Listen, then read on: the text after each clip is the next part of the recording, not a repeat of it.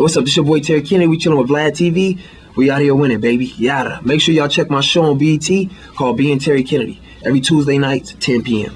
Yada.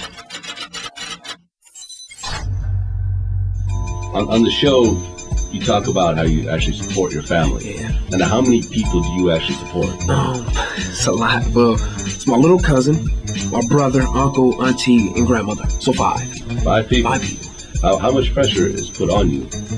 You know? And that's what's so funny is because when people get to see that, they're like, dude, because my cousin, I'm the second youngest in my family. My cousin's in high school, so he's 17.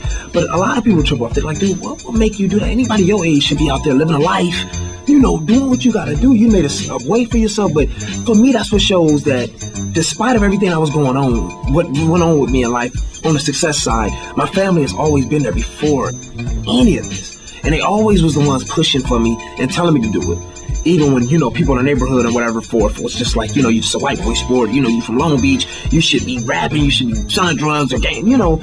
My family was the one like, look, man, if that's what you want to do it. You know, and I could never turn my back on them. And it's like, me getting to this point now, it's like, all I can do is give them the glory because they're the ones who kept me polished throughout all the negativity. You know, and when the people didn't believe in me, they was the ones saying, you know what, regardless, my grandma, here goes some rent money. You know, we can't, and my grandma was upset about it because we couldn't afford it like that, you know. But she was the one, like I'm saying, no matter if it was a light bill money or whatever, just here, go buy a skateboard. I mean, I clearly don't know where you're going with it, but it's keeping you out of trouble. So here, you know, and like I'm saying, for me to get to this point now, it's only right for me to continue to have them in my corner because they've continuously always been in my corner. So, you know, and like I'm saying, nothing should ever change you as a person. You know, if that's, my family is my heart, and that's always been my heart. That should be my focus. And outside of everything else should be my career and my fun and whatever, so forth. So, yeah. My mom passed away from drugs, you know, and my father left me when I was like 5.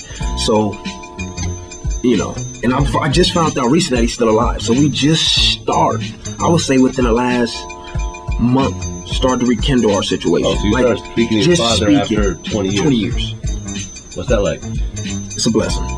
Because at the end of the day, like I'm saying, I never had majority of my, you know, my peers in my life. Lost my mom when I was 14, and I never really had her around because she was always doing drugs, so she was always in and out of my life. And then, yeah, to lose my father at 5 and not know no civilization of what this man was or who I am as a person because I never got to learn the ins and outs of my father, you know, so it's a blessing now. I'm not complaining. How did you end up finding him? Well, my brother ended up finding him. He ended up reaching out to my brother because we thought he passed away.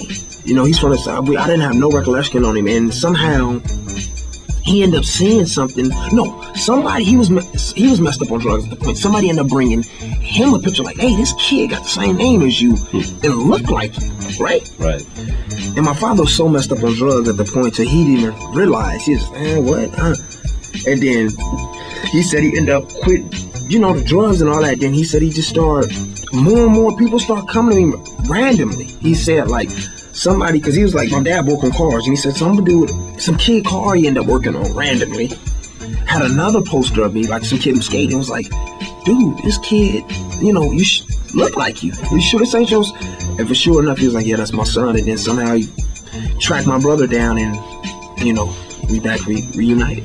And I'm not mad at one bit, man. I just look at like, you know, whatever in life meant for you is meant for you, good or bad. You know, and it's meant for this man to be back in my life to really guide me and give me the positive outlooks on life, man. You know, and to keep me from doing this dumb stuff and falling into these negative situations, you know. Because I'm past that, man. Like I said, I want to continue to show the kid in Long Beach, you know, I'm going through what I had to go through, man. Don't, please. And gang banging and drug selling and all that stuff, it's not life, you know. Do something ideal to you, no matter what it may be. Play tennis. No matter. If that's what you want to do it. Don't let nobody else misguide you and allow you to feel like that's not something you should do.